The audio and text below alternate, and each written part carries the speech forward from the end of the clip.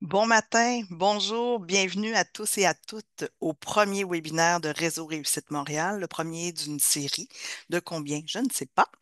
Alors, bienvenue au premier webinaire sur les pratiques parentales, un levier pour la réussite éducative des jeunes. Donc, je me présente, mon nom est Ginette Vézina, je suis la directrice des liaisons et du développement à Réseau Réussite Montréal. Alors, pourquoi traiter des pratiques parentales à Réseau Réussite Montréal? On s'est demandé ça. On a dit, ah, pourquoi on ferait ça donc? Mais pourquoi on fait ça? Tout le monde le sait. Qu'un parent mieux outillé, ben, c'est un parent qui est capable d'accompagner son jeune et son adolescent ou son adolescente dans tout son parcours, dans toute sa vie, donc dans un but d'une réussite éducative. Donc, ça, c'est le premier élément super important et je pense que c'est pour ça que vous êtes là avec nous aujourd'hui. Le deuxième élément, c'est que Réseau Réussite Montréal est fier partenaire et collaborateur avec la Direction de la santé publique de Montréal dans le développement et la mise en place d'un programme montréalais ELIS, pardon, le programme ELIS développé par Boscoville. Donc, ELIS 6-11 ans et 12-17, et on va vous le présenter aujourd'hui. Donc, vous êtes nombreux à avoir accepté notre invitation. Il y avait 318 personnes inscrites au webinaire. Donc, merci beaucoup d'avoir accepté cette invitation-là. Et pour ceux et celles qui n'ont pas été capables de se joindre à nous aujourd'hui, vous allez tous et toutes recevoir un courriel à la fin du webinaire avec le lien de rediffusion. Donc, vous allez pouvoir partager. Le webinaire va être aussi mis sur notre site Internet de Réseau Réussite Montréal. Vous allez également recevoir, donc vous devinerez que le webinaire est enregistré, bien sûr, là. Pardon, j'ai un chat dans la gorge. Vous allez aussi recevoir toutes les présentations aujourd'hui que vous allez entendre et vous allez recevoir un dossier documentaire avec plein de ressources pour aller un peu plus loin dans votre compréhension. Bien sûr, quand vous vous êtes inscrit, vous avez mentionné des préoccupations, des questions. On a essayé de répondre avec nos partenaires, nos panélistes, on a essayé d'y répondre. Toutefois, il y avait quand même beaucoup de préoccupations. On ne pouvait pas aller sur tous les thèmes que vous vous avez proposés. On veut quand même revenir sur le fait qu'on va demeurer dans l'espace de la prévention universelle, c'est-à-dire une prévention qui est pour presque tous les parents. Donc, on ne peut pas aller vers de la prévention, de l'intervention ciblée, malheureusement. On va rester dans le champ universel.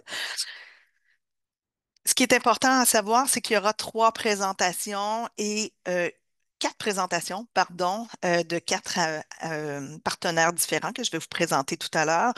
Et il y aura une période de questions à la fin. Donc, je vous invite à utiliser le module Q et R, donc questions-réponses au bas de votre écran. Vous pouvez y déposer vos questions en tout temps. Et à la fin, on aura David qui va faire la lecture de vos questions pour nos panélistes, donc soit Catherine, Julie, Mélanie ou Sylvie. Donc, tout le monde finit par I ou presque. Donc, voilà. Et vous pouvez aussi utiliser le fil de discussion pour placoter ou pour poser des questions, mais il y a des chances qu'on ne voit pas toutes vos questions. Donc, préférable de les balancer dans le question-réponse. Voilà, donc c'est ce que je voulais dire. Avant de commencer, pour les habitués des webinaires de Réseau Réussite Montréal. Vous le savez qu'on passe toujours un petit quiz pour savoir qui est derrière les écrans. On vous voit pas, mais on a le goût un peu de sentir le pouls de votre présence. Donc, vous allez voir apparaître une petite question. On souhaite savoir un peu quel genre de parents vous aviez. Donc, je vous invite à répondre à une seule réponse, s'il vous plaît. Donc, la question suivante. Si vous pensez à votre enfance ou à votre adolescence, quel type de gestes posés par vos parents vous ont le plus aidé ou marqué? Donc, vous avez plusieurs choix de réponse, des parents qui prenaient le temps de vous parler, de s'intéresser à vous. Il y avait des parents qui établissaient des règles claires et justes, qui discutaient avec vous, des parents qui sont présents et disponibles, des parents qui créent un climat familial rassurant, sécuritaire. Vous pouvez aussi dire que vous préférez ne pas répondre, c'est tout à fait correct. Et si vous avez un autre choix, ben, vous pouvez l'écrire dans le fil de discussion, donc dans le clavardage. C'est à vous de décider. Alors, je vous laisse quelques instants. Moi, je ne peux pas voter. Alors, je vous laisse quelques instants pour, euh, pour répondre. On va attendre la réponse. Je suis curieuse de voir.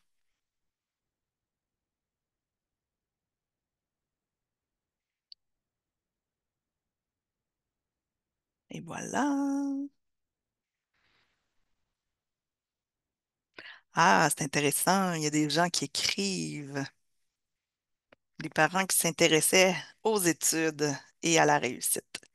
Est-ce qu'on voit apparaître des résultats? Et voilà. Merci beaucoup. Alors, on peut voir que la majorité, c'est pas mal partagé quand même, hein? Mais on a quand même une petite majorité que c'était des parents qui étaient disponibles, qui soulignaient les efforts, et qui m'encourageaient dans ma réussite, et des parents qui prenaient le temps de me parler, qui s'intéressaient à ma journée, et donc des bonnes pratiques, je crois, parentales. Ben, merci beaucoup d'avoir répondu. Maintenant, je vais inviter mes invités, mes panélistes à ouvrir leur caméra quand je vais vous présenter. Alors, je vous invite à ouvrir votre caméra. Catherine Day, qui est chef médicale du secteur jeunesse à la direction de la santé de jeunesse 0-25 ans à la direction régionale de la santé. Merci, Catherine, d'être là. Bonjour tout le monde, merci de l'invitation. C'est super, merci. Merci à toi, à vous d'être là. Pardon, faut que vous voyez. Sylvie Gendron, qui est chef d'équipe du secteur jeunesse par intérim, la relance jeunes et famille. Bonjour Sylvie, Bonjour. merci d'être avec nous ce matin. Merci. Nous avons aussi Mélanie Jaudoin, psychoéducatrice clinique d'évaluation et de réadaptation cognitive.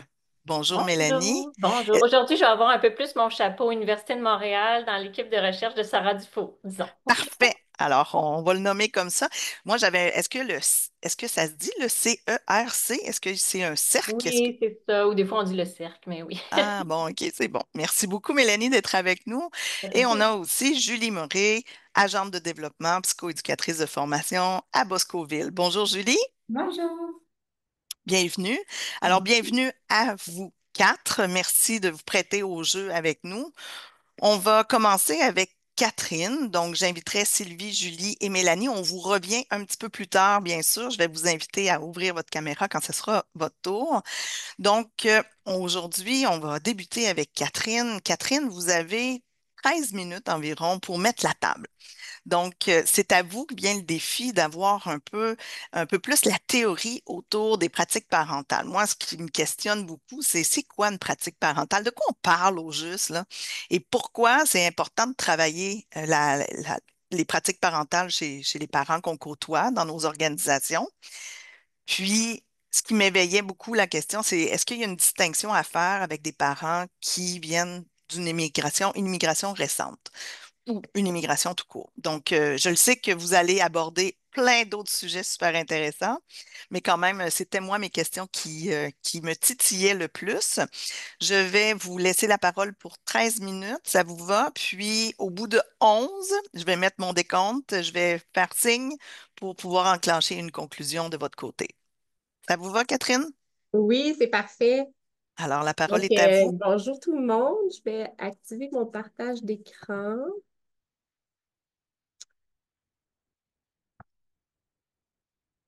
Donc, voilà. Est-ce que Ginette, vous pouvez me confirmer qu'on voit bien? On voit très bien, c'est parfait. Excellent. Donc, voici un peu ce que je vais parler aujourd'hui. Là, j'ai essayé de prendre en considération là, les besoins et les questions qui avaient été nommées là, par les participants. Donc, comme Ginette vient d'en parler, je vais essayer de faire vraiment plus un crash course, excusez l'anglicisme, pour les pratiques parentales 101. De quoi s'agit-il là, d'un point de vue un peu plus académique et quels sont les impacts qui sont démontrés là, scientifiquement sur le développement des jeunes, leur santé, leur réussite éducative. On va vous partager aussi quelques données de l'enquête québécoise sur la santé des jeunes secondaires. C'est des données toutes fraîches et des données plus montréalaises. Puis, comme Ginette en parlait aussi, un petit clin d'œil au niveau de la parentalité en contexte d'immigration. Je pense qu'il y avait plusieurs participants qui avaient des questions à ce niveau-là. Ça va quand même passer rapidement parce que je pense que c'est un champ là, de discipline en soi. Et où est-ce qu'on voit la place des données scientifiques à travers les pratiques parentales? Puis, on va vous donner un petit aperçu d'un portrait qu'on a fait à Montréal pour lequel il va y avoir un webinaire là, au mois de novembre. Mais on va essayer de faire un petit teaser de ce portrait-là. Donc, de quoi est-ce qu'on parle quand on parle des pratiques parentales? Ce sont des gestes, des comportements, des attitudes des parents au quotidien auprès de leur enfant. Donc, qu'est-ce qui est important, c'est que les pratiques parentales, elles peuvent s'observer, elles peuvent s'apprendre, et c'est comme différent d'un style parental ou des valeurs des parents ou des intentions des parents ou des pensées des parents. C'est vraiment au niveau du comportement ou des choses qui peuvent s'observer. C'est sûr que les interactions parents-enfants sont au cœur des pratiques parentales. Les pratiques parentales vont renforcer le sentiment d'attachement, la relation avec l'enfant au niveau des communications, des soins de l'enfant, la stimulation cognitive, la stimulation du langage et le soutien aux apprentissages là, tout au long du parcours de vie, que ce soit dans la petite enfance, auprès des enfants d'âge scolaire également. Les pratiques parentales, bien sûr, je ne vous apprends rien, elles sont influencées par les déterminants sociaux de la santé, par les conditions de vie des familles, donc le niveau d'éducation des parents, le revenu de la famille, les conditions de logement également, la sécurité alimentaire, tout ce qui est l'environnement physique dans lequel la famille évolue et le capital social, donc des parents qui sont bien connectés socialement, ça va avoir une influence sur les pratiques parentales et l'inverse aussi, l'isolement social des parents peut vraiment affecter les pratiques parentales. De façon générale, en santé publique, on croit que les pratiques parentales peuvent contribuer à perpétuer certaines transmissions intergénérationnelles d'inégalités, autant d'un point de vue inégalité de santé que inégalité en éducation, mais les pratiques parentales peuvent également être utilisées pour renverser la transmission intergénérationnelle des inégalités en santé et en éducation. Les pratiques parentales positives, ce sont celles qui sont associées au développement, à la santé et au bien-être des enfants. Elles vont soutenir le développement cognitif et langagier des jeunes, mais également leur développement socio-émotionnel. Les pratiques parentales positives vont renforcer le lien d'attachement entre le parent et son enfant. Elles vont favoriser l'estime de soi. Puis en général, il faut vraiment faire attention parce que ce n'est pas un synonyme d'absence de discipline quand on parle de parentalité positive. Au contraire, on parle d'avoir un cadre qui est prévisible, qui est cohérent, qui est adapté à l'âge de l'enfant. Et les pratiques parentales positives au niveau de la littérature scientifique sont vraiment associées à une meilleure coopération de l'enfant et à moins de problèmes de comportement. Donc, quelques exemples de pratiques parentales positives. Donc, encourager, féliciter, encourager l'autonomie, avoir des règles qui sont claires et cohérentes, communiquer avec bienveillance. À l'inverse, on a les pratiques parentales négatives qui sont également très étudiées au niveau scientifique, des pratiques qui sont trop coercitives, trop permissives ou trop inconstantes. Puis, c'est de manière répétée que les pratiques parentales négatives peuvent mener à une faible estime de soi, difficulté à réguler les émotions et même à des comportements anxio-dépressifs. Quelques exemples de pratiques parentales négatives. Puis, je tiens à mentionner que c'est vraiment le caractère répété au quotidien qui peuvent mener à des impacts négatifs, là. Étant moi-même parent, ça nous arrive tous de perdre un peu le contrôle, on peut crier, mais c'est pas comme une fois, c'est le caractère systématique, répété qui peut vraiment être dommageable pour la santé et le développement des enfants. Donc, j'ai essayé de faire une synthèse de la littérature scientifique. Là, c'est une diapo qui est plus importante parce que dans le fond, on voit que les pratiques parentales, ben, elles peuvent vraiment être connectées à un ensemble d'outcomes au niveau de la santé et de l'éducation. Donc, au niveau du développement des enfants, bien sûr, le développement cognitif, langagier, socio-émotionnel. Les pratiques parentales sont également associées à la santé physique des jeunes, donc au niveau des habitudes de vie, au niveau de leur contact avec le réseau de la santé, par exemple. Santé mentale étant très connectée au développement puis aux compétences socio-émotionnelles, les pratiques parentales ont un lien direct sur la santé mentale des jeunes et même la santé mentale des parents va affecter leur pratique parentale qui peut affecter la santé mentale des jeunes. Donc, il y a vraiment une chaîne logique qui se dessine ici. Puis tout ça, le développement, la santé, c'est, comme vous le savez, des déterminants importants de la réussite éducative. On va vraiment, avec les pratiques parentales, influencer la réussite éducative en amont, donner vraiment des bases à l'enfant au niveau des compétences cognitives, linguistiques et socio-émotionnelles. Et on sait que les parents qui s'impliquent plus directement au niveau de la scolarisation de leurs enfants, bien, ça va être associé à un facteur protecteur au niveau de la réussite éducative. Et comme je le disais tout à l'heure, les pratiques parentales peuvent vraiment soit contribuer à perpétuer des inégalités de santé et d'éducation, mais aussi à les renverser. Donc, c'est sûr qu'au niveau des pratiques parentales négatives, ça peut mener à des situations d'abus, de négligence, de pauvreté. Et ça, de manière chronique, ça peut vraiment avoir des risques sur la santé et la réussite éducative. Au contraire, le soutien aux pratiques parentales positives là, peut vraiment servir à briser des cycles d'inégalité à travers les générations. Je vérifie le temps. OK, ça va. L'enquête québécoise sur la santé des jeunes secondaires, dans le fond, c'est une super belle enquête. On ne peut pas nommer tous les résultats de cette enquête-là parce que c'est très large, mais je me suis concentrée principalement sur un indicateur de l'EQSJS, qui est un indicateur vraiment sur le soutien familial. Il est composé de 7 questions dans l'enquête, puis c'est assez intéressant de voir le type de questions parce que ça fait référence à des pratiques parentales qui peuvent être directement liées là, à la santé et à l'éducation des jeunes. Donc, dans le QSJS, on demandait aux jeunes, est-ce que vous avez au moins un parent qui s'intéresse aux travaux scolaires chez vous, qui parle avec toi de tes problèmes, qui t'écoute quand tu as quelque chose à dire, qui s'attend à ce que tu respectes les règles, qui croit que tu peux réussir, un parent qui veut toujours que tu fasses de ton mieux et un parent qui est affectueux avec toi. Donc, à l'aide de cette question-là, il y avait un indicateur qui était monté pour catégoriser le soutien familial en faible, modéré ou élevé. Puis, c'est cet indicateur-là que je vais vous présenter dans les prochaines diapos. Donc, c'est des données montréalaises. Je sais qu'il y a des participants qui viennent d'autres régions, mais sachez que le QSJS, c'est une enquête québécoise, donc il y a des données là, disponibles dans chacune des régions. Puis là, ce que je vous présente, c'est tiré d'un fascicule qui n'est pas encore paru par la DRSP de Montréal. C'est un fascicule qui va paraître, là, je pense, d'ici une semaine ou deux. Donc, c'est des données toutes fraîches là, qu'on n'a jamais présentées ailleurs. Donc, vous voyez l'indice de répartition des jeunes selon le niveau de soutien familial perçu par le jeune. Donc, c'est quand même 72 des jeunes à Montréal qui considèrent recevoir un soutien familial élevé. Et puis, si on compare à travers le temps avec les anciens cycles d'enquête de l'EQSJS en 2016 puis en 2010, bien, c'est une proportion qui reste relativement stable dans le temps pour Montréal. Ensuite, quand on le ventile, cet indicateur-là, selon les conditions de vie des familles, bien sûr qu'on voit des inégalités. Donc, vous voyez la perception de la situation financière, on voit un gradient. Donc, les jeunes qui sont plus à l'aise que la moyenne perçoivent le soutien familial élevé dans une plus grande proportion, alors que les jeunes qui sont moins à l'aise financièrement que la moyenne, bien là, on diminue quand même notre indicateur de soutien familial élevé à 54 %.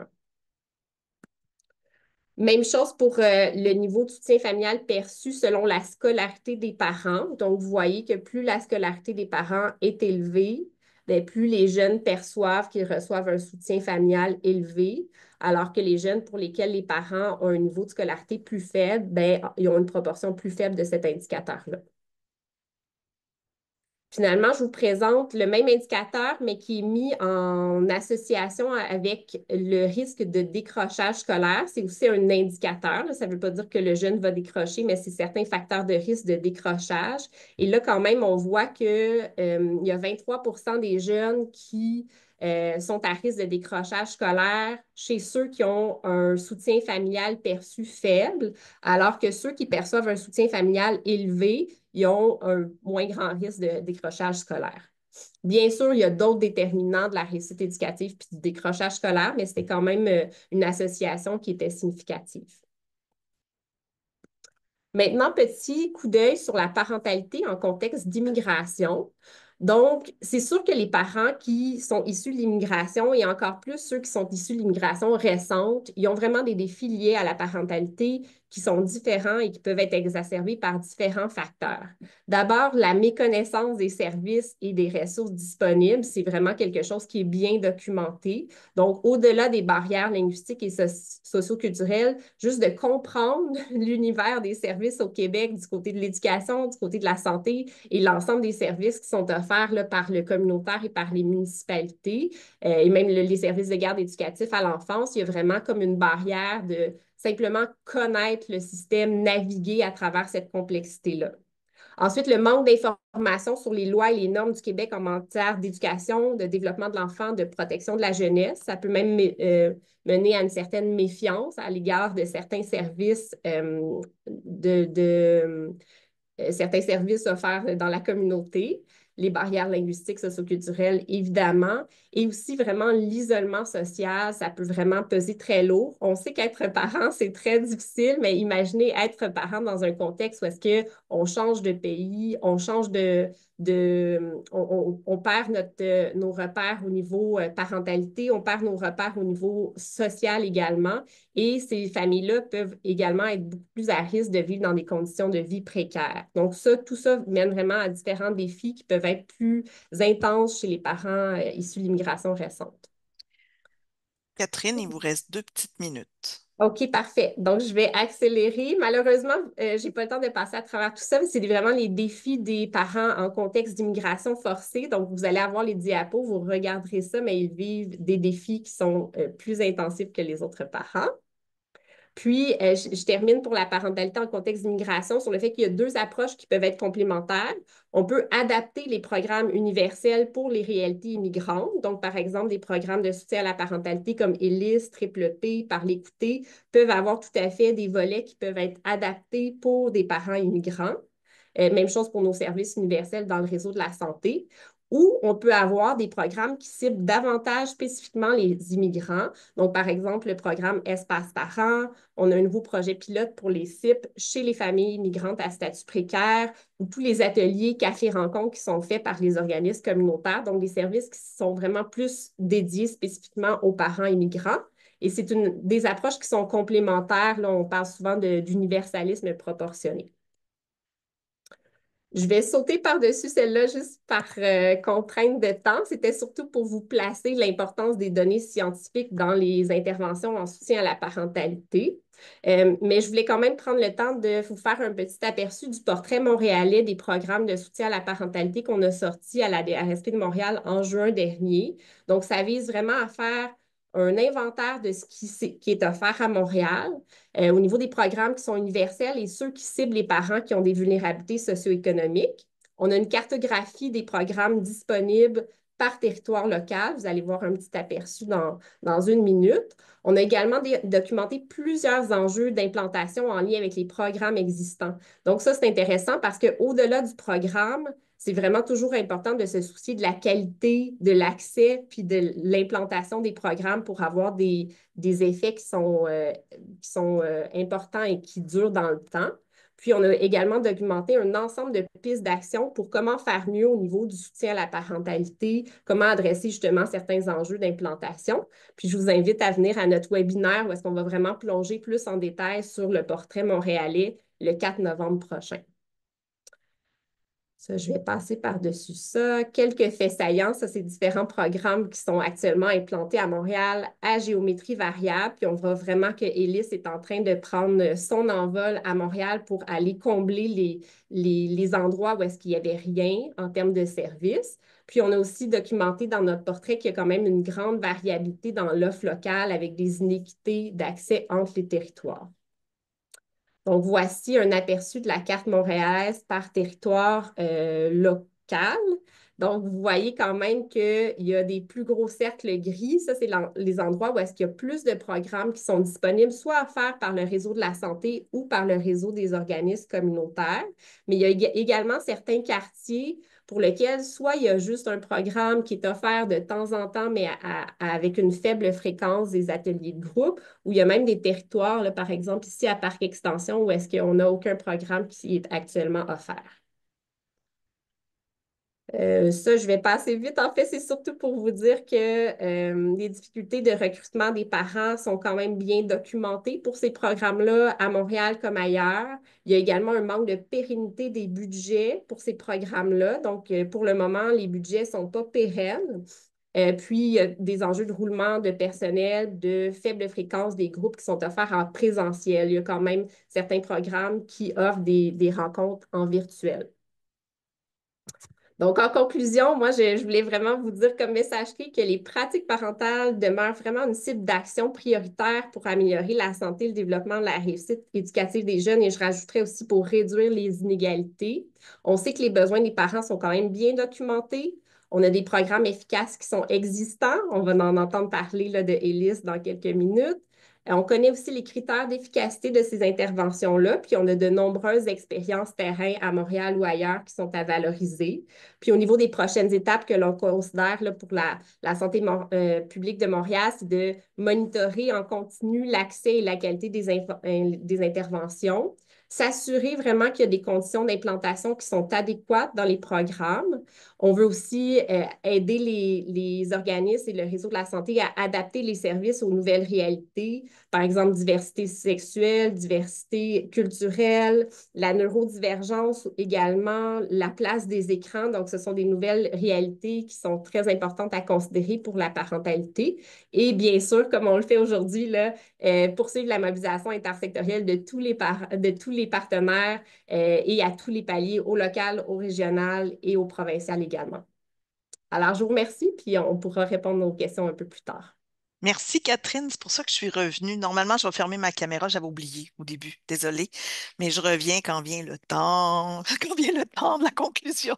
Merci Oui, beaucoup je pense que Catherine. j'ai un petit peu dépassé, désolée. Ça va, c'était super pertinent. Merci. Ça a répondu à mes questions de c'est quoi une compétence parentale, pourquoi travailler les compétences parentales, puis plein d'autres choses aussi. La table est mise. Je vous remercie beaucoup, Catherine. Je vais vous inviter à fermer votre caméra. Je veux juste vous rappeler, messieurs, mesdames, et vous et tous et toutes, que les questions sont adressées dans le module questions-réponses. Ils seront posés à la fin du webinaire. Il y a vraiment 15 minutes pour vos questions. Et vous allez recevoir la présentation de Catherine et la présentation de tous les autres acteurs du webinaire. J'invite maintenant Julie à ouvrir votre caméra. Merci, Julie. Alors, Julie, maintenant, on va passer, je pense que Catherine en a fait mention, au programme Hélice de Boscoville. Donc, on va en entonnoir ce matin. Donc, on y va plus largement avec la théorie. Maintenant, on va aller vers un programme, la mise en œuvre et la pratique. Donc, voilà, Julie, je vous laisse la parole pour nous présenter Hélice. Et je vais revenir, je vais vous aviser dans 10 minutes et je vais revenir dans 12 minutes. Super, merci beaucoup, Ginette. Est-ce que... On voit très bien. Peut-être le mettre sous forme de diaporama maintenant. diaporama? Oui, OK, parfait.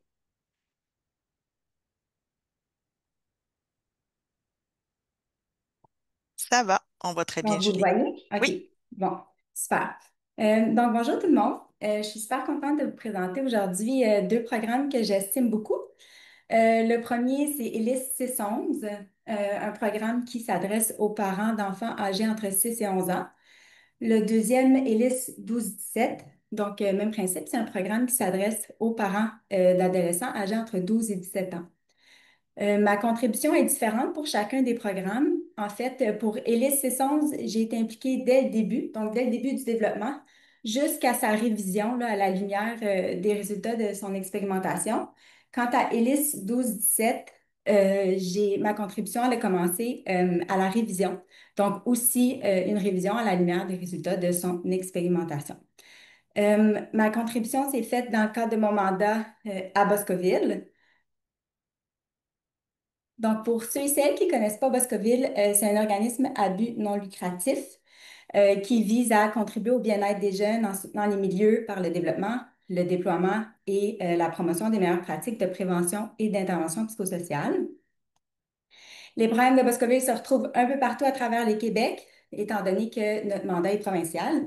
Puis, dans une diversité de milieux là, issus du réseau de la santé et des services sociaux, des services de la petite enfance et des milieux scolaires, puis dans plusieurs organismes communautaires à travers la province. Donc là, je vais rentrer tout de suite dans le vif du sujet. Je vais commencer par vous parler de ELIS. Donc, quand je fais référence à ELIS seulement, c'est que je fais référence aux deux programmes, donc ELIS 611 et 1217, qu'on considère comme cousins, étant donné qu'ils ont des similitudes au niveau de la mise en contexte des partenaires, processus de développement et clientèle visée, mais ont plusieurs différences là, au niveau du contenu et des modalités d'apprentissage. Donc, je vais commencer par vous présenter la mise en contexte, les partenaires et la clientèle visée pour ELIS, donc les deux programmes. Puis ensuite, je vais vous présenter le contenu puis les modalités d'apprentissage pour chacun des programmes. Donc, pour commencer, en fait, tout a commencé en 2019, quand les directions régionales de santé publique de Québec émettaient divers constats sur l'état des services aux familles. Donc, par exemple, l'un des constats est que l'offre des services pour les parents d'enfants âgés entre 6 et 11 ans s'avère limitée et surtout inégale en fonction des régions, comme Catherine l'a très bien mentionné dans sa présentation. Puis, quant à l'offre de services pour les parents d'adolescents, ben, on considère que c'est presque inexistant. Un autre des constats aussi qui a été relevé, c'est que les services psychosociaux préventifs pour les parents, ils doivent définitivement être bonifiés. En plus, l'offre de programmes actuels se bute à de nombreux obstacles, comme par exemple des ressources financières limitées, un manque d'adaptation à la réalité québécoise. Donc, c'est vraiment à la lumière de plusieurs de ces constats que des discussions ont été entamées entre la DRSP, RRM et Boscoville pour initier le projet de ELIS.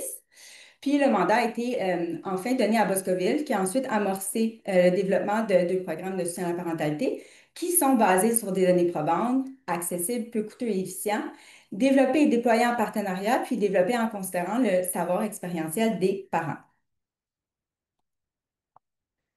Maintenant, quant aux chercheuses associées responsables de l'évaluation de la première mise à l'essai des deux programmes, Sarah Dufault, professeure à l'Université de Montréal, et son étudiante Mélanie Jourdain étaient responsables pour ELIS C11, tandis que Marie-Ève Clément, professeure à l'Université du Québec en Outaouais, était responsable de l'évaluation de l'expérimentation pour ELIS 12-17. Ensuite, en plus des chercheurs associés, puis de nombreux partenaires comme des partenaires comme DRSP puis RRM, il y a plusieurs autres acteurs qui ont participé de manière ponctuelle là, au développement des programmes. D'abord, on a fait plusieurs consultations des parents d'enfants ou d'adolescents, pour vraiment aller chercher leur savoir expérientiel dans l'intention de développer des programmes adaptés à leurs besoins. Ensuite, on a fait plusieurs comités scientifiques réunissant des chercheuses dans le domaine du développement de l'enfant ou de l'adolescent, de la parentalité, puis de l'évaluation de programmes, pour assurer une certaine validité scientifique et théorique des deux programmes. On a également fait plusieurs comités consultatifs dont faisaient partie plusieurs intervenants et intervenantes du terrain. On a consulté les intervenants à des moments clés du développement et de l'expérimentation des deux programmes pour s'assurer qu'ils soient adaptés aux milieux d'intervention qui sont ciblés par les deux programmes. Enfin, on a également consulté plusieurs expertes et experts qui ont des expertises en lien avec les thèmes précis du programme.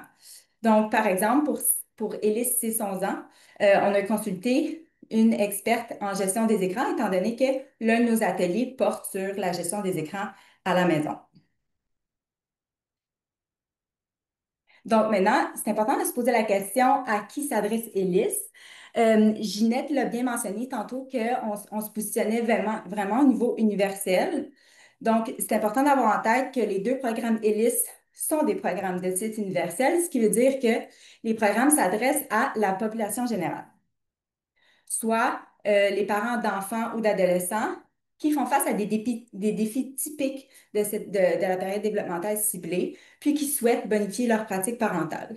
Donc, c'est important aussi d'avoir en tête que ce n'est pas des programmes qui sont adaptés pour des familles qui vivent déjà des difficultés très complexes, là, qui viennent interférer leur fonctionnement. Quoique les programmes, ils peuvent être bénéfiques pour ces familles-là, mais c'est juste qu'ils ne vont pas être suffisants pour répondre à leurs besoins, à l'ensemble de leurs besoins, en fait.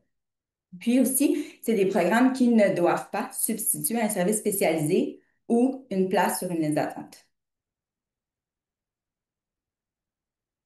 Donc, maintenant que j'ai fait la mise en contexte des deux programmes, que je vous ai présenté un peu le processus de développement, les partenaires, puis le type de clientèle visée, je vais vous présenter le contenu et les modalités d'apprentissage pour chacun des programmes. Puis je vais commencer par ELIS 611. C'est un programme qui vise à contribuer au bien-être et au développement de l'enfant. Donc, plus spécifiquement, il vise à favoriser le sentiment de compétence parentale, puis à bonifier, pardon, les pratiques parentales. Donc, le programme il consiste en 8 ateliers hebdomadaires de 2 heures, co-animés par 2 personnes animatrices, avec des groupes qui vont regrouper de 8 à 15 parents. Puis, ils vont aborder des sujets là, courants reliés à la parentalité, comme par exemple l'école, la gestion des écrans, comme j'ai dit tantôt, gestion des émotions, puis la gestion des comportements dits plus difficiles là, à la maison. Donc, au travers les différents thèmes abordés, on a 6 principes et leurs composantes, inspirés des meilleures pratiques là, en soutien à la parentalité, qui vont être mobilisés. Les 6 principes sont présentés dès le premier atelier aux parents, puis sont revus à chacun des ateliers. Donc, vous pouvez voir en haut le premier principe, je m'observe comme parent, vient encourager l'introspection chez le parent des éléments précis là, de l'expérience parentale. Ensuite, plus bas, deuxième principe, c'est le je m'adapte. C'est un principe qui met en lumière, dans le fond, l'importance d'ajuster ses pratiques parentales selon le contexte, les caractéristiques de l'enfant, puis de ce qu'il vit. Oups. Pardon. OK. Ensuite, vous allez voir en bas les 4 derniers principes. Ben, ils font référence à des pratiques parentales très concrètes. Donc, si je peux faire référence à la présentation de Catherine plus tôt, il se colle vraiment à la définition des pratiques parentales.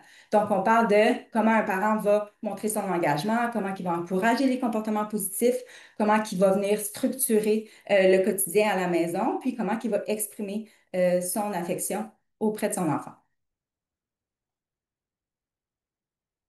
Donc, ensuite, selon les meilleures pratiques, là, le programme ELIS va utiliser une diversité de modalités d'apprentissage.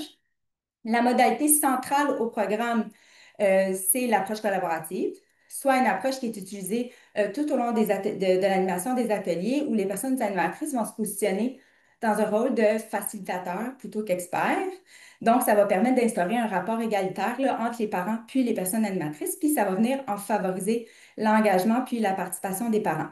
Donc, on ne propose pas des réponses toutes faites aux parents, on les invite vraiment à avoir des réflexions puis des échanges entre eux puis avec les personnes animatrices. On utilise aussi des discussions en petits groupes, en grands groupes, des mises en situation, euh, du modelage, des jeux de rôle où on va venir inviter les parents à mettre en pratique là, les stratégies qu'on a vues durant l'atelier. Donc, maintenant, je serais rendue à vous présenter le contenu puis les modalités d'apprentissage du deuxième programme ELIS 12-17 ans.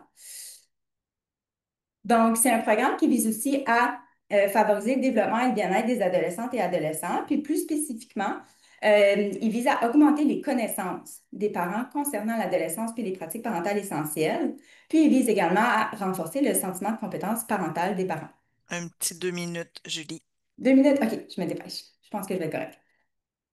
Donc, à travers la démarche de développement, il a été constaté qu'il existe un réel besoin des parents d'adolescents au niveau universel, mais la littérature puis le terrain nous montrent que c'est difficile de rejoindre les parents d'adolescents.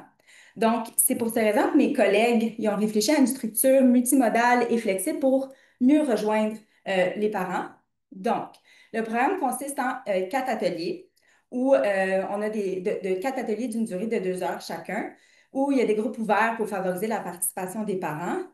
Puis, on va utiliser aussi différentes stratégies pédagogiques comme des questions posées aux parents, des moments d'échange, puis le visionnement de vidéos. On a également des balados d'une durée de 20 à 25 minutes chacun, qui consistent en des entrevues avec des experts puis des experts là, en lien avec les différentes thématiques. C'est des balados qui vont être accessibles en ligne, téléchargeables, puis vous pouvez aussi vous les procurer via un code QR sur les diapositives des ateliers ou sur les affiches promotionnelles du programme. Puis enfin, la troisième modalité, c'est des fiches où on y retrouve des messages clés, des stratégies concrètes pour les parents.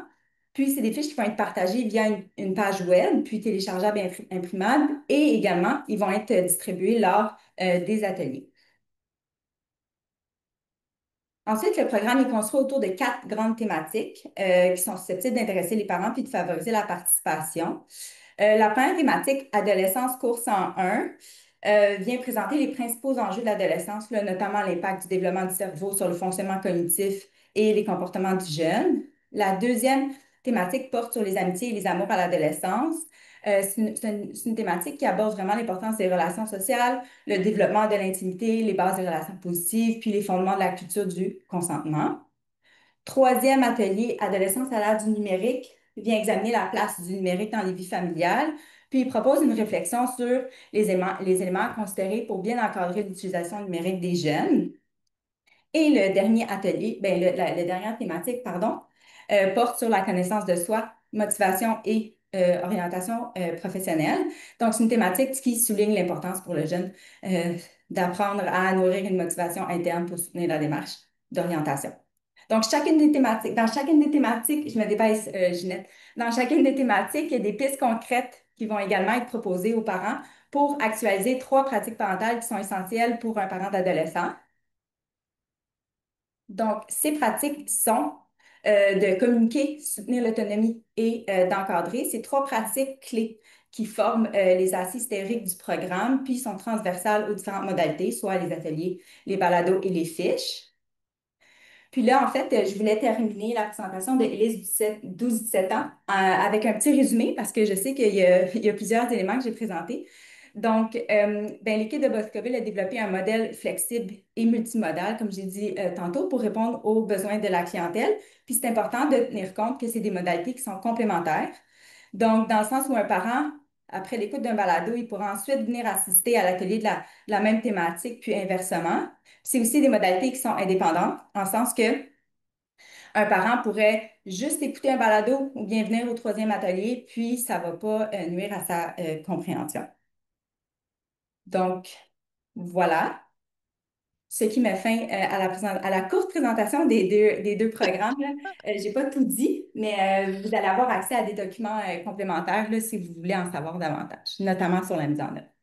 Donc, voilà. Merci, Julie. Vous pouvez reprendre votre souffle. Je vous sentais courir après votre souffle, mais ça Mais parce va. que je manque toujours de temps dans mes présentations. Là, je sais que j'ai dépassé peut-être de 1 minute. Là, je suis C'est désolée. correct. Non, c'est bien correct. Merci beaucoup, Julie. Fort intéressant. Puis Merci. on comprend aussi qu'Hélice peut être implantée dans divers milieux communautaires, scolaires ou institutionnels de la santé, là. C'est Oui, ça? puis on encourage même la collaboration intersectionnelle. Là. Donc, ouais, c'est les C'est 3 principaux milieux. Exactement.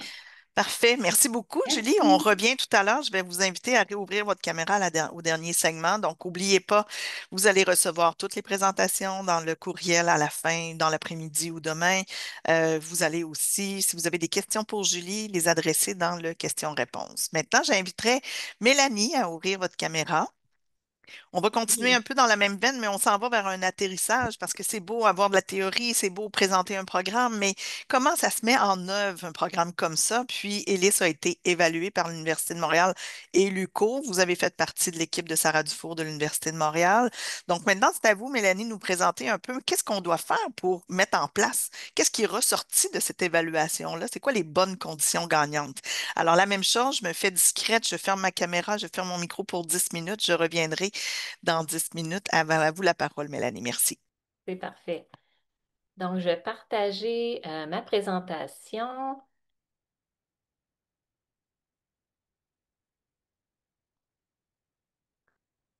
Est-ce que Oui, tout est beau? On voit bien? on voit très bien. C'est Donc, c'est super. parfait. Donc, oui, je vous présente, ça me fait vraiment plaisir d'avoir une tribune pour parler de l'évaluation qu'on a faite de la première mise en œuvre du programme ELIS 6-11 ans.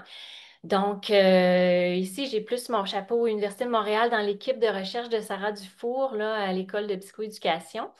Ça a été une grosse étude. On avait beaucoup, beaucoup de données. Puis là, étant donné le temps qui est limité, c'est sûr que je vous fais un bref survol de tout ce qu'on a récolté comme données.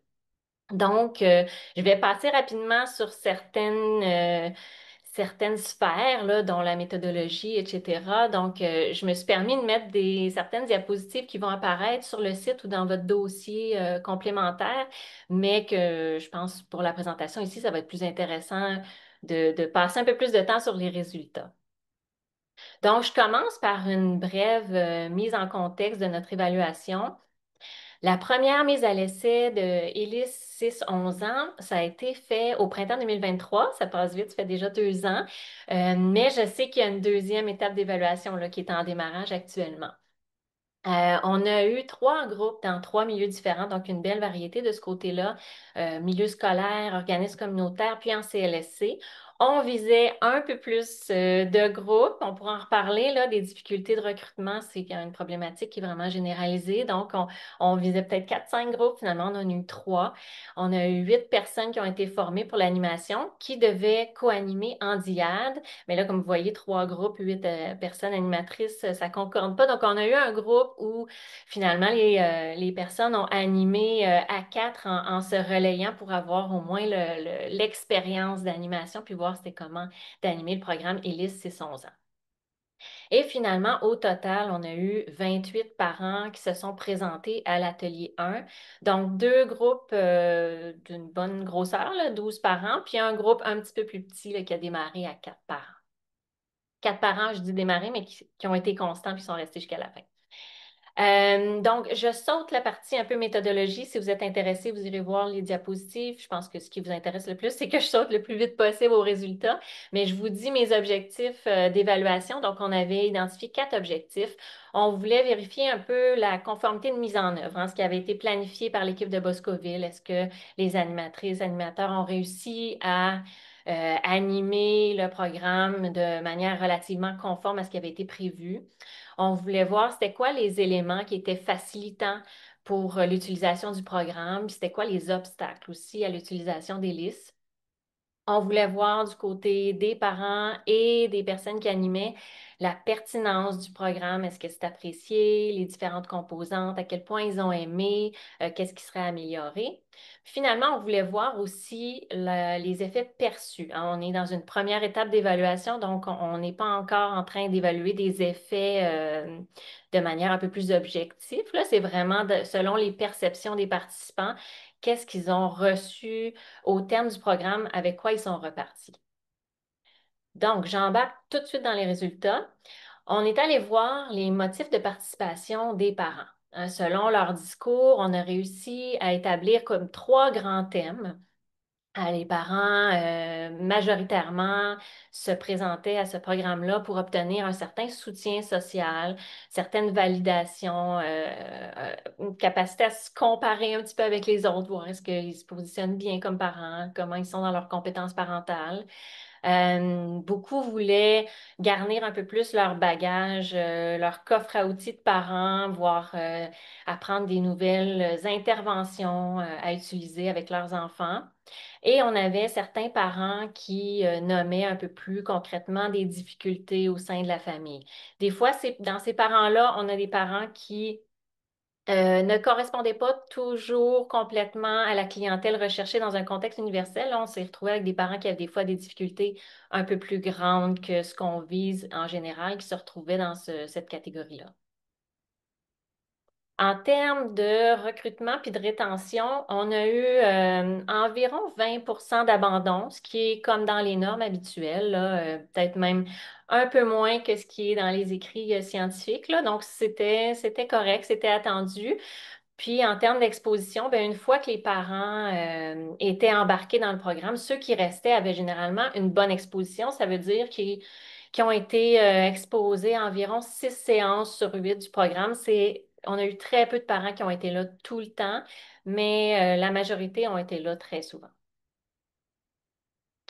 En termes de conformité de mise en œuvre, la conformité a été moyenne, mais heureusement, ce qu'on voyait, c'est que ça s'améliorait au fil des séances. Donc, les personnes qui animaient le programme, au départ, ben, c'est sûr qu'il y a un certain malaise. C'est un peu intimidant là, d'animer Ils étaient les tout premiers à animer un programme qui n'avait jamais été animé. Donc, il y avait un certain inconfort de ce côté-là.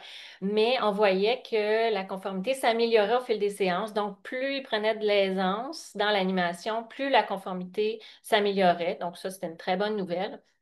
Puis, on a vu qu'un élément qui avait nuit à la conformité, c'est qu'au départ, le programme contenait vraiment beaucoup de contenu. On voulait en véhiculer beaucoup aux parents. On avait planifié différentes activités pendant les séances. Puis là, il y en avait trop. Les animateurs et animatrices ne réussissaient pas à se rendre au bout de tout ce qui avait été prévu. Donc, ça, on en reparlera dans les recommandations, mais ça faisait partie des constats. En termes d'appréciation globale, chez les personnes qui animaient, ça a été une appréciation vraiment positive globalement dans toutes les différentes composantes du programme, là, autant la formation qu'ils ont reçue, le contenu, le matériel, le climat de groupe. Ils ressortaient vraiment avec une belle expérience. Là. Ils ont vraiment apprécié. Et le fait de prendre de l'aisance au fil de l'animation, ça a vraiment été un élément facilitant, tant dans la gestion du temps, l'appropriation du contenu. Plus ils avançaient dans le programme et plus ils ont apprécié leur expérience parce que le stress commençait à diminuer, ils commençaient à s'approprier davantage le programme puis à avoir un petit peu plus de plaisir dans l'animation. Là. Puis je dirais que l'animation en diade, c'est un facteur qui était très aidant parce que justement, ça peut être intimidant d'animer un programme pour la première fois. Puis les deux, à deux personnes, les deux peuvent se compléter dans leur force. Puis ça diminue un petit peu le stress sur les épaules des intervenants qui animent, là. Du côté des parents, ça a été une appréciation globale aussi vraiment, vraiment positive. On était très contents de constater ça. Le programme a été considéré comme cohérent, pertinent, avec des thématiques qui les rejoignaient beaucoup. Il y a certaines thématiques qui sont ressorties plus que d'autres, hein, notamment à l'époque, il y avait deux séances sur les écrans numériques, ça a été fusionné en un, mais les écrans numériques, c'était vraiment quelque chose. Je pense qu'il y a des parents qui y participaient juste pour cette séance-là, pratiquement au départ. La gestion des émotions, puis beaucoup tout ce qui touche les conflits, les relations amicales et fraternelles, ça, c'était vraiment une grande part des raisons qui faisaient que les parents étaient attirés par le programme, là. Ce que les parents ont nommé, c'est qu'ils voulaient davantage de place pour la discussion et moins d'activités scolaires, disons, entre guillemets, là, parce qu'il y avait certaines tâches qui étaient prévues dans un deuxième temps dans le programme ou des jeux d'association, des mises en situation. Des fois, ça rejoignait un peu moins les parents. Euh, les parents ont nommé un certain malaise face aux jeux de rôle. On sait que les jeux de rôle sont vraiment un très bon moyen pour se mettre dans la peau l'un et l'autre d'une interaction, puis comprendre un peu plus, ça aide beaucoup à l'aspect réflexif. Mais il y a des parents qui étaient vraiment pas habitués d'utiliser ce genre d'activité-là ou d'être mis sur la sellette. Donc, c'est quelque chose on a demandé de conserver dans le programme, mais de demeurer sensible aux parents qui sont moins à l'aise avec ce type d'activité-là. Concernant les effets perçus, donc au terme du programme, qu'est-ce que les parents ont eu l'impression d'avoir acquis après leur participation à ELIS? On a réussi à classer ça en trois grandes catégories, en connaissance, attitude, comportement. Les parents ont nommé avoir réussi à approfondir leur compréhension du stade développemental de leur enfant, comprendre ses comportements, dans quoi ça s'inscrit dans son stade développemental. Ils sont repartis avec davantage de techniques d'intervention. En termes d'attitude et réflexivité, ça, c'est une chose que les personnes qui animaient ont beaucoup remarqué aussi, c'est une augmentation de l'auto-observation puis des capacités d'analyse chez les parents. Les personnes qui animaient disaient, pour beaucoup de parents, c'est pas un réflexe habituel de se regarder, hein. On a tendance à percevoir les comportements de nos enfants, mais pas nécessairement de voir en amont comment mon comportement de parent impacte le comportement de mon enfant. Ça a vraiment été un grand acquis au terme de ce programme-là. Un petit, Et dix- finalement, un ah, petit 2 minutes pour vous, Mélanie. d'accord, ça va très bien, mais il m'en reste pas tant que ça. Donc, puis en termes de comportement, on ne pensait pas se rendre jusqu'au comportement. On se disait, c'est une première, un programme au terme de 8 semaines. Est-ce que vraiment il va y avoir des changements de comportement? Mais quand même, il y a des choses qui ont été nommées autant chez les personnes animatrices que chez les parents. Les parents ont remarqué une certaine augmentation de l'autonomie chez leurs enfants, une augmentation de la verbalisation des émotions, hein, parce que le parent était plus capable de faire de l'écoute active, de la validation. Donc, les enfants avaient tendance à s'ouvrir plus sur leur vécu. Et certains parents ont même nommé avoir fait une certaine généralisation des acquis en disant, ben, tout ce qu'on a vu en termes d'écoute active, j'ai réalisé que ça pouvait être aussi intéressant avec mes amis, en contexte de travail. J'ai commencé à avoir ces notions-là, puis à les généraliser à d'autres contextes de ma vie.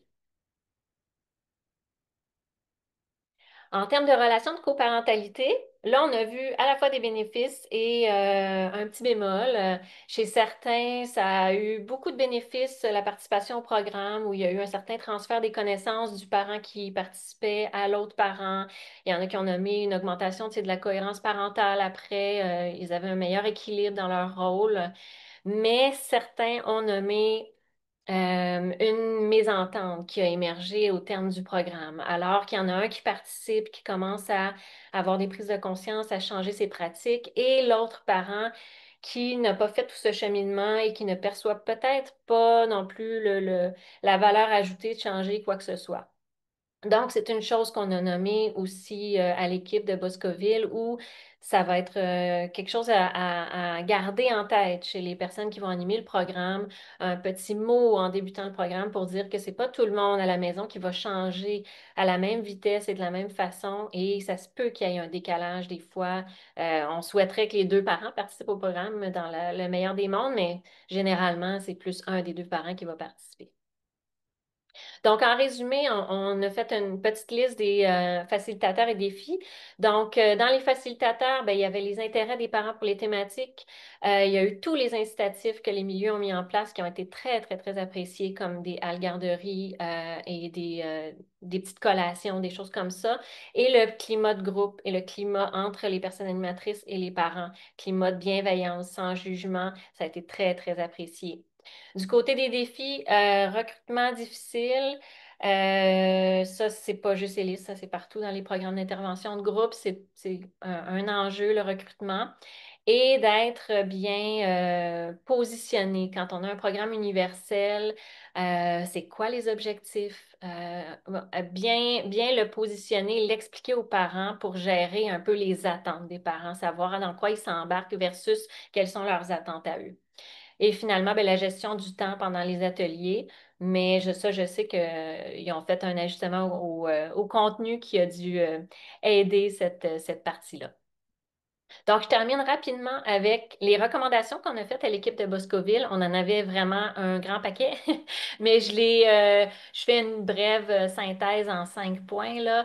Puis je sais que la plupart, je crois, ont été vraiment prises en compte par l'équipe. Donc, la version 2 des listes est déjà très bonifiée. Donc, on avait bonifié les stratégies de recrutement, hein, allouer plus de temps, utiliser des moyens variés, s'assurer de démarrer à plus de participants parce qu'on sait qu'il va y avoir une attrition. Puis utiliser des fois certains termes qui vont accrocher les parents pour aller les chercher, comme parler des thématiques les plus appréciées, utiliser les termes comme espace de discussion parce qu'on sait que les parents ont besoin de ce genre d'espace-là, c'est ce qu'ils recherchent. Ensuite, renforcer les facilitateurs à la rétention. Tout ce qui aide les parents à rester dans le programme, hein, un lieu d'animation qui va être à proximité de leur domicile ou de leur lieu de travail, un horaire flexible dans l'animation, se coller à l'horaire qui va faire le plus l'unanimité dans les parents qui sont intéressés à participer. Et tous les incitatifs que j'ai nommés un petit peu plus tôt, là, comme une halle garderie, des collations, des fois un remboursement du transport, etc. Bien clarifier l'objectif du programme, hein, à quoi il répond, quel type de parent on cible et quelles sont les attentes du parent versus ce que le programme peut offrir. On a recommandé d'ajuster le contenu, de l'alléger un peu pour permettre plus de place à la discussion parce que c'est ce que les parents souhaitaient vraiment. Puis, on a recommandé la réalisation d'une seconde évaluation là, qui est en cours de démarrage pour qu'on aille revoir un petit peu la conformité de mise en œuvre une fois les ajustements qui sont faits, valider encore avec un autre groupe de participants, est-ce que l'appréciation est toujours là, comment va le recrutement, etc. Donc, ça fait le tour. Merci beaucoup. Merci, Mélanie, super pertinent. Maintenant, on continue notre atterrissage jusqu'au terrain. Tu peux rester avec nous, Mélanie, sans problème. Je vais inviter Sylvie à se joindre à nous. Donc, Sylvie, vous êtes la conclusion de cette belle théorie-là, la présentation du programme et maintenant la mise en œuvre. Et vous, à la Relance Jeunes Familles, vous êtes un organisme communautaire dans le centre-sud à Montréal. Vous intervenez auprès des jeunes et les parents de 6 à 12 ans et vous avez expérimenté curieusement le Hélice 12-17 ans, donc que Julie nous a présenté tout à l'heure. Sachez tout le monde que quand on a fait notre première rencontre un peu pour la mise à plat de notre webinaire, ben, autant Mélanie, Julie, Catherine avaient plein de questions pour Sylvie. Alors on s'est dit, ah, et pourquoi pas faire une table ronde où on va adresser nos questions à Sylvie. Alors, vous êtes confortable avec ça, Sylvie, bien sûr? Oui. Parfait. Alors, je vais inviter Catherine et Julie à ouvrir vos caméras. Puis, je vais, moi, être gardienne du temps. On a un bon 13 minutes, 12 minutes de questions pour Sylvie, c'est à son tour. Et après ça, on va prendre les questions de la salle virtuelle qui vont être adressées autant à Catherine, à Julie, à Mélanie ou à Sylvie. Alors, n'oubliez pas, vous pouvez les adresser dans le module questions-réponses, puis ça va être votre tour dans 13, 12 minutes environ. Alors, la première question, je crois que c'est Julie qui avait une question à adresser à Sylvie. On y va. Oui, en fait, on voulait savoir pourquoi votre organisme a décidé d'embarquer dans l'expérimentation du programme ELIS 12-17 ans. Oui, mais merci de votre question. En fait, c'était vraiment pour nous, pour la relance Jeune Famille, vraiment une belle opportunité de travailler en collaboration avec Boscoville. C'est sûr que pour nous, c'est très intéressant là, de suivre la formation là, pour les deux intervenants qui ont suivi la formation et de pouvoir donner la formation à nos familles. C'est vraiment c'est un besoin pour eux, là, c'est d'avoir des groupes de parents concernant les parents d'adolescents. Et puis, ben, en lien aussi avec l'approche psychoéducative là, de Boscoville, c'est la même approche que nous utilisons dans nos interventions avec les familles. Donc, pour nous, c'est vraiment un beau projet de collaboration là, pour la relance. Je veux juste peut-être poser une question complémentaire à la question de Julie. Tout à l'heure, Sylvie, j'ai présenté que vous interveniez auprès des enfants et des familles 6-11 ans. Pourquoi avoir choisi 12-17? Est-ce que vos parents continuent à vous suivre dans votre organisation malgré le fait que vous travaillez jusqu'aux 12 ans? Oui, c'est ça. Ben, peut-être juste pour préciser, dans le fond, on a un volet 0-5 ans pour la petite enfance et on a un volet 6-12 ans qui est le secteur jeunesse. Les enfants font des activités avec nous jusqu'à 12 ans. Par contre, on a des familles qui ont des enfants plus jeunes, puis qui sont dans nos activités, mais qui ont aussi des enfants plus vieux aussi. Donc, ces familles-là qui avaient des enfants plus vieux ou des enfants à partir de 12 ans aussi, là, ont participé à nos ateliers. Mais on reçoit aussi dans dans les périodes d'aide scolaire, on peut recevoir aussi des enfants qui ont 13 ans, qui sont au secondaire 1, ou même les familles, dans le fond, qui n'ont plus d'enfants d'âge scolaire à la relance, qui ont terminé leur participation là, à la relance, mais même si un enfant de 13 ans peuvent continuer chez nous aussi pour une année Une année. près pour avoir encore des services avec nous. Donc, c'est pour ça aussi qu'on rejoint toujours les familles là, qui ont des enfants 12-17 ans. Là. Je Ouais. comprends. C'est super. Merci beaucoup, Sylvie. Mélanie, votre question de votre côté?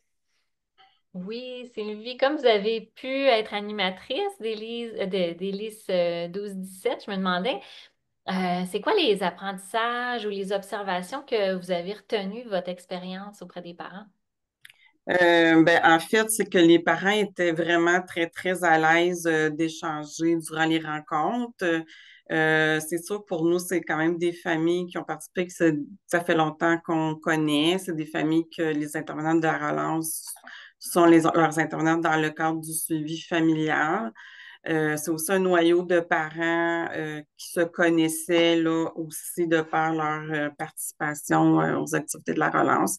Donc, ça a vraiment été des rencontres très enrichissantes pour les parents.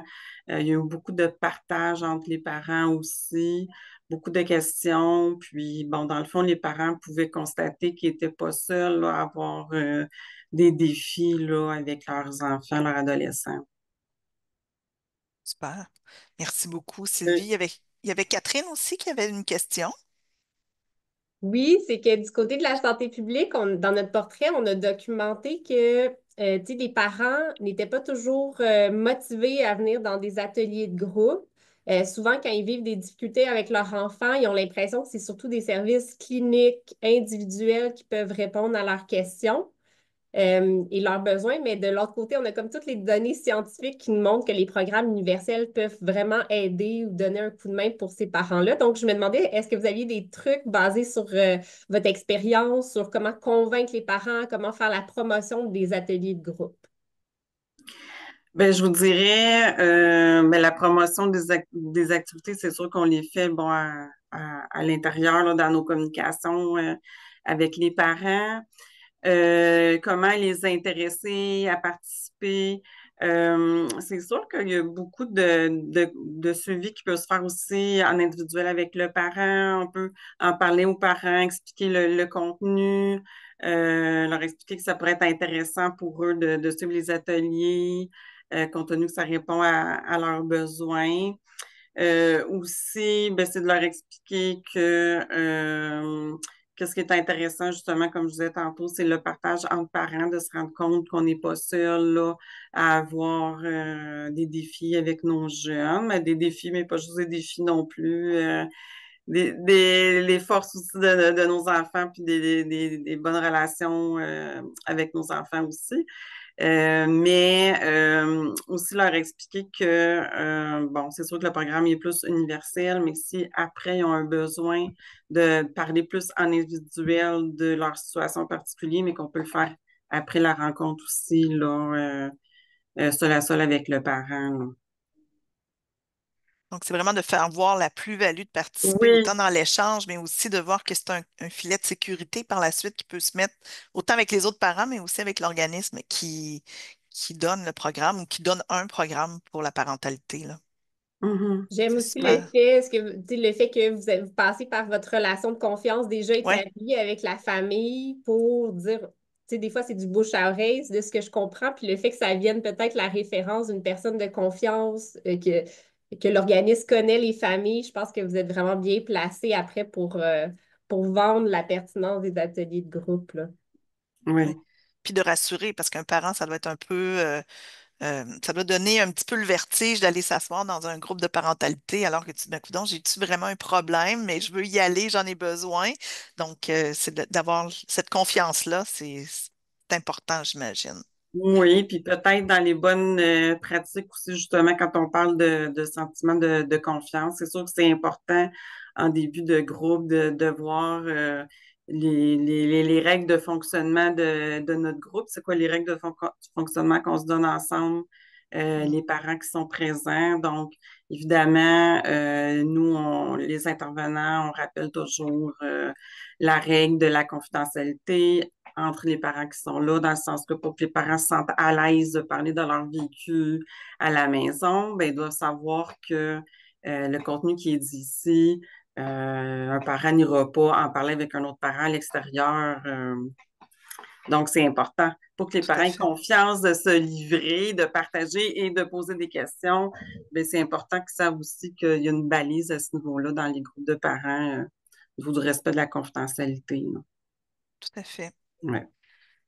Il nous reste un petit 2 minutes ensemble. Il y avait Julie, Mélanie, Catherine. Vous aviez chacun une question. Donc, je peux donner la parole à Julie ou à Mélanie ou à Catherine.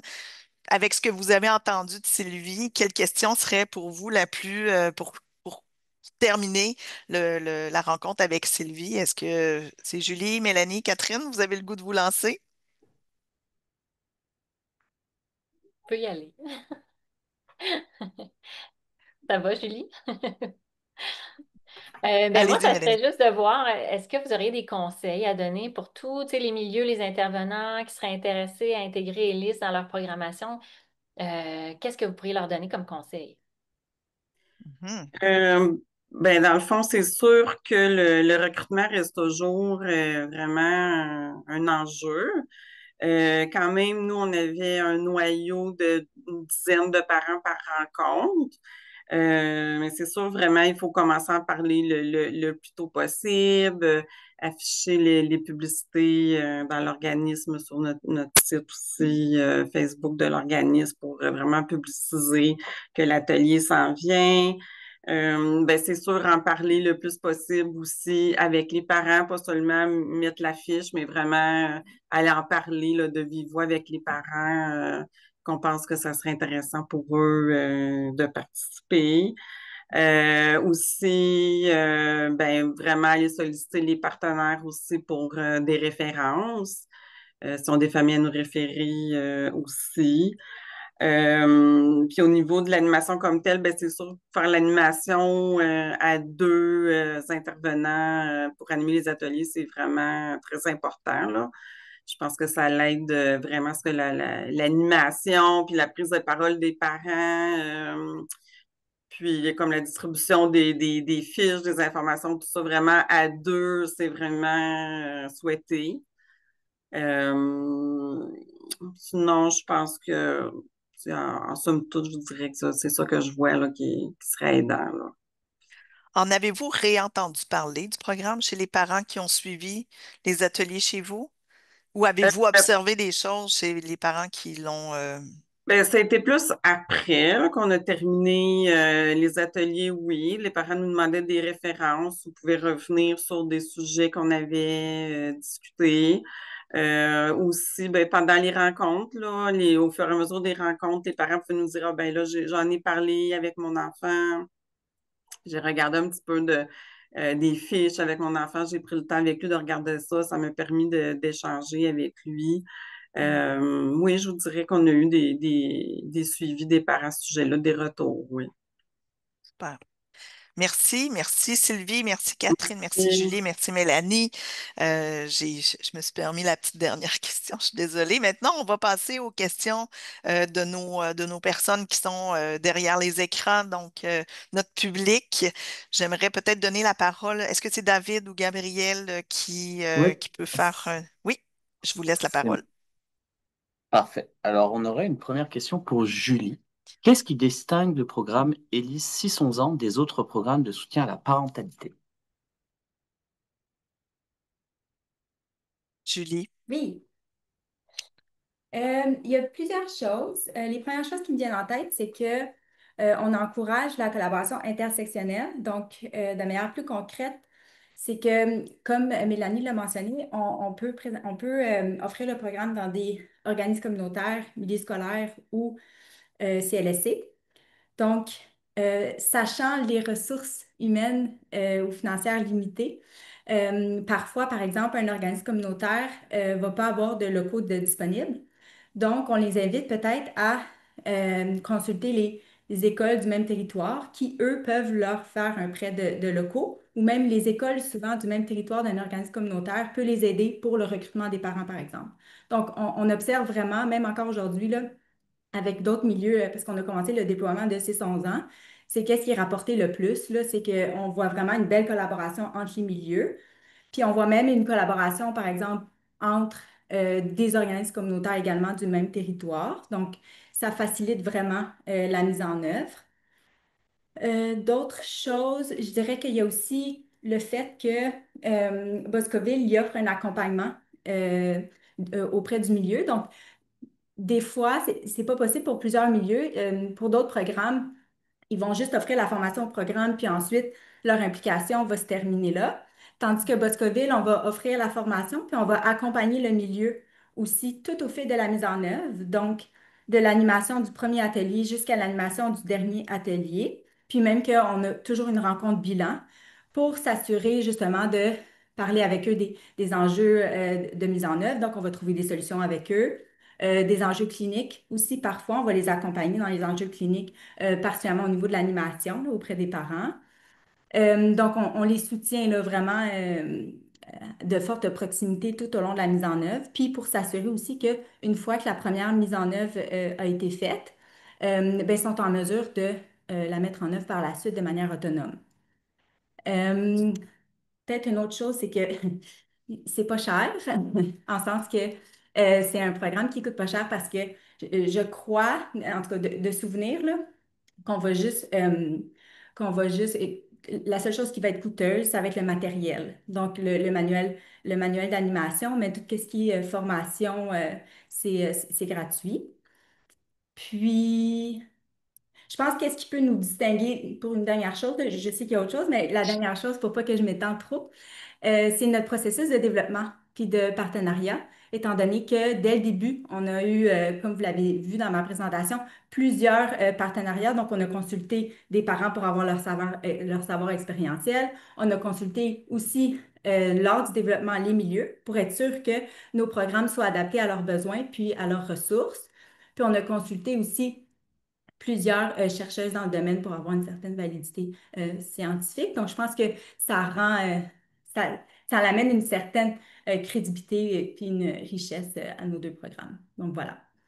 Ah, merci, Julie. Est-ce que Mélanie, Catherine, Sylvie, vous aviez quelque chose à rajouter sur les Oui. spécificités d'Élise? Moi, j'aimerais Oui, ça faire un Mélanie? petit mot.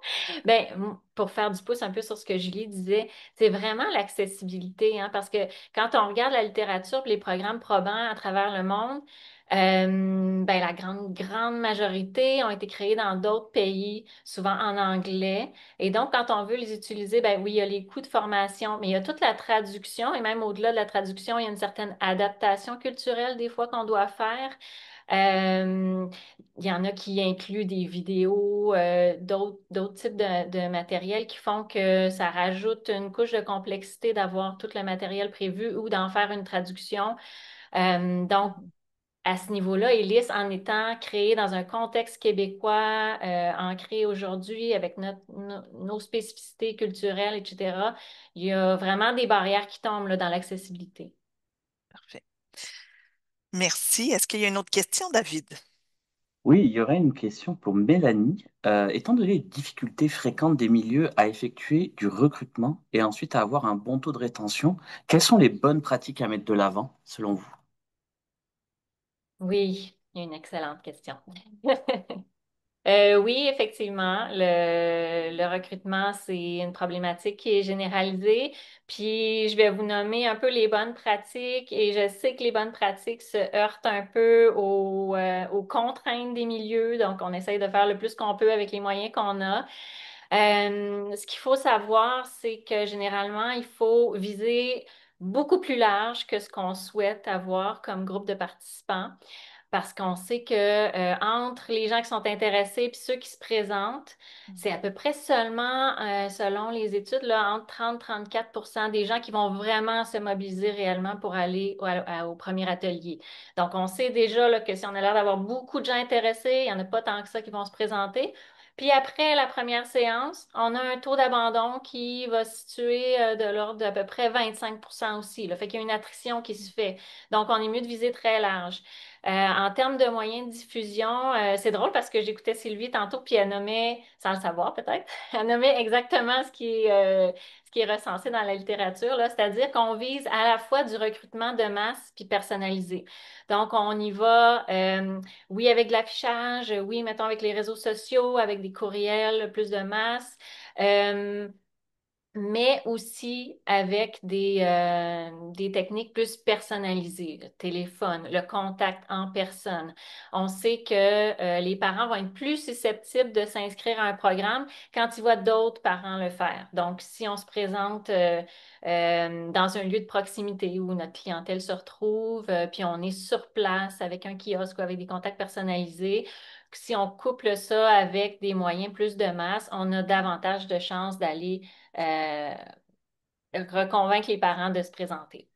Pour convaincre les parents après, tout ce qui aborde les barrières à leur participation, et ça a été recensé un petit peu plus du côté des mères qui ont vraiment besoin de sentir qu'il y a peu de barrières à leur participation pour avoir envie de s'engager dans un programme. Donc, tous les incitatifs comme une garderie, des petites collations, ça a l'air de rien des fois, mais ça a été nommé par les participants. Mon Dieu, une chose de moins à penser, ça fait que j'ai plus le goût de participer. Pour certains, ça va être le remboursement du transport, s'assurer d'avoir un lieu d'animation qui va être quand même à proximité. Oh, on n'entend plus, Mélanie. Votre son est comme coupé, mais pourtant, je vois pas du tout que votre micro est fermé. Non, on vous a perdu. Est-ce qu'on Bon. m'entend? Ah oui, oui, vous êtes Ah, revenu. C'est Bon, bon. OK. Je termine rapidement. OK. Puis après, ben, c'est d'aller rechercher les parents dans c'est quoi les bénéfices qu'ils vont retirer, hein? C'est vraiment d'aller aborder les attentes du parent, les sujets qui peuvent l'intéresser, aller le chercher de ce côté-là, voir vraiment qu'est-ce qu'il peut en retirer. Super. C'est pas mal ça en général, là. C'est vraiment le défi le plus grand, je crois. Oui. Merci beaucoup, Mélanie. Est-ce qu'on a le temps pour... Oui, je pense qu'on a le temps pour au moins une autre question, David. ouais, en fait, on avait pas mal de questions sur le processus et le déploiement du programme ELIS. Alors peut-être que Mélanie pourrait garder la parole. On nous demande où est offert le programme ELIS, quelles sont les étapes à suivre pour être formé à animer le programme ELIS. Ah, ça, je pense que ça va être plus du côté de Oui, je Julie. pense que je vais me permettre, Ah, je vais me permettre de répondre. Oui, j'ai vu, en fait, il y avait beaucoup de questions par rapport à ça dans le Q&R. Puis, par mon manque de temps, j'ai pas eu le temps de l'aborder. Donc, c'est effectivement des bonnes questions. Ben là, la première question, c'est par rapport où on peut l'offrir. Oui, il est exactement. offert. Ben, en fait, oui, oui, ben, comme on l'a dit tantôt, c'est vraiment dans les milieux scolaires, les organismes communautaires, puis les CLSC. Donc, c'est les milieux qu'on cible normalement. Jusqu'à présent, les organismes communautaires, c'est très populaire là, en termes d'animation. Et si on veut avoir accès au programme, on s'adresse directement à Boscoville sur le site Oui, Internet. Puis je pense qu'il doit avoir, j'imagine, à la fin de votre présentation, Julie, peut-être un hyperlien pour que les gens aillent voir. exactement. Tant sur ma présentation que sur les documents qui ont été partagés là, en Parfait. complémentaire là, pour les informations pour les deux programmes. Super. Puis en tout temps, je pense qu'ils peuvent rentrer en communication avec Boscoville pour avoir plus d'informations. Oui. Je pense qu'il y avait des questions aussi par rapport à la préparation des animateurs. Est-ce que c'est David? ça, David? Oui, en fait, il y a plusieurs questions par rapport à ça. Ouais. Comment les personnes responsables de l'animation du programme ELIS ont-elles été préparées pour les ateliers? En fait, on offre 2 journées de formation. Donc, ben, si je reprends un peu les étapes de mise en œuvre très rapidement, là, on commence d'abord à présenter le programme à l'équipe puis aux gestionnaires. Puis si le programme les intéresse, ben, on va entamer comme une rencontre de planification. On va les former au programme durant 2 jours, donc c'est 14 heures de formation. Puis à l'intérieur de ces formations-là, il va y avoir un peu de théorie. On va présenter les assises théoriques du programme rapidement. On va présenter le programme encore rapidement parce qu'on l'a déjà fait, mais on va surtout aller directement dans des exercices pratiques. Donc, les animateurs, on s'assure vraiment qu'ils soient en mesure d'animer au moins un atelier durant les formations. Il y a plusieurs rétroactions.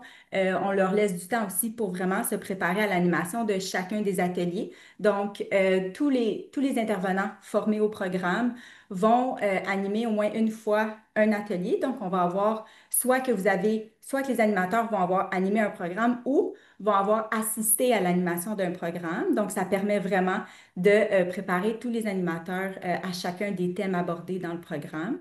Puis ça, c'est vraiment, ça peut être épeurant pour les animateurs et gênant, mais on réalise qu'à la fin, là, de manière, c'est vraiment majoritairement l'exercice qui est le plus apprécié des animateurs parce que en pratiquant puis en voyant l'animation du programme concrètement, puis en ayant des rétroactions aussi des personnes animatrices, ben, les personnes animatrices se sentaient vraiment prêtes à aller animer le programme par la suite. Super. Merci beaucoup, Julie. C'est malheureusement tout le temps qu'on a pour les questions. Ça a passé vite, les questions du public. En même temps, ben, vous avez accès quand même au dossier documentaire qui va être envoyé à la fin de la rencontre d'aujourd'hui, dans la journée d'aujourd'hui. J'aimerais quand même faire un dernier tour de piste rapidement. J'aimerais vous donner la parole pour une petite question piège de dire si vous aviez une chose que vous aimeriez que les gens qui vous ont écouté aujourd'hui retiennent, c'est quoi? Donc, une chose par rapport aux pratiques parentales, un levier pour la réussite éducative de nos jeunes. Donc, une chose. Qui veut commencer? Catherine, je vous donne la parole. Je peux y aller de mon côté. Je pense que l'un des messages, ce serait que les interventions en soutien aux pratiques parentales, je pense, c'est une responsabilité collective du réseau de la santé, des organismes communautaires, du réseau scolaire, du réseau même des services éducatifs à la petite enfance. Puis, je pense vraiment que tous ensemble, on peut incarner les bonnes pratiques, puis on peut vraiment mettre ensemble toutes nos stratégies pour aller à la rencontre des parents qui sont peut-être plus vulnérables et qui ont peut-être moins tendance à venir se prévaloir de ces programmes-là universels. Merci, Catherine. Une chose à retenir. Sylvie, Ben moi, je dirais que la formation, le programme là, qui est offert aux intervenants pour être capable d'animer le contenu, c'est vraiment très, très intéressant. Puis, ben, pour les familles qui participent à ces rencontres-là, c'est vraiment très enrichissant pour elles aussi. En tout cas, pour nous, les intervenants qui l'ont animé à la relance Jeunes et Familles, ça a vraiment été très formateur pour nous, puis aussi très pertinent là, pour les familles de la relance qui ont suivi, qui ont participé aux ateliers. donc une expérience concluante. Merci beaucoup, Sylvie. Julie, une chose à retenir? Ben, ça serait en fait de retenir que le soutien à la parentalité, c'est avant tout, je pense, une démarche collaborative. Donc, on ne vise pas à corriger les parents à tout prix, mais on vise plutôt à les soutenir pour qu'ils puissent ajuster leur pratique là, à la réalité de leur famille. Donc, les programmes ELIS visent ainsi d'une certaine façon là, à redonner du pouvoir d'agir aux parents. Super, merci. Et Mélanie, le mot de la fin, une chose à retenir? Oui, ben je vais me faire un petit peu la promotion des listes, mais j'ai été très vendue à ce programme-là parce que j'ai pu être témoin des paroles des personnes animatrices, puis des parents, puis malgré que c'était la première mouture, on est ressorti avec tellement des résultats positifs que je me dis, waouh, on a comme une nouvelle offre dans l'écosystème québécois avec un nouveau programme universel. Je pense que ça vient vraiment créer un enrichissement là, dans ce qu'on peut offrir aux parents en contexte universel. Super, merci beaucoup. Merci à vous tous et toutes qui étiez avec nous ce matin. Je le répète, là, vous allez recevoir toutes les présentations. Vous allez aussi recevoir, et c'est peut-être déjà dans le fil de discussion, une évaluation de notre rencontre parce que c'est important qu'on s'améliore à Réseau Réussite Montréal. Donc, je vous invite à le remplir et vous allez aussi le recevoir si vous manquez de temps. Vous allez aussi le recevoir dans votre envoi aujourd'hui. Merci Sylvie, merci Catherine, merci Julie, merci Mélanie. Ça a été vraiment un grand plaisir de collaborer avec vous tout au long de bien sûr, l'équipe, pas l'équipe, mais des rencontres de planification. Merci à l'équipe qui nous a soutenus aussi, là, David, Gabriel et surtout Mireille.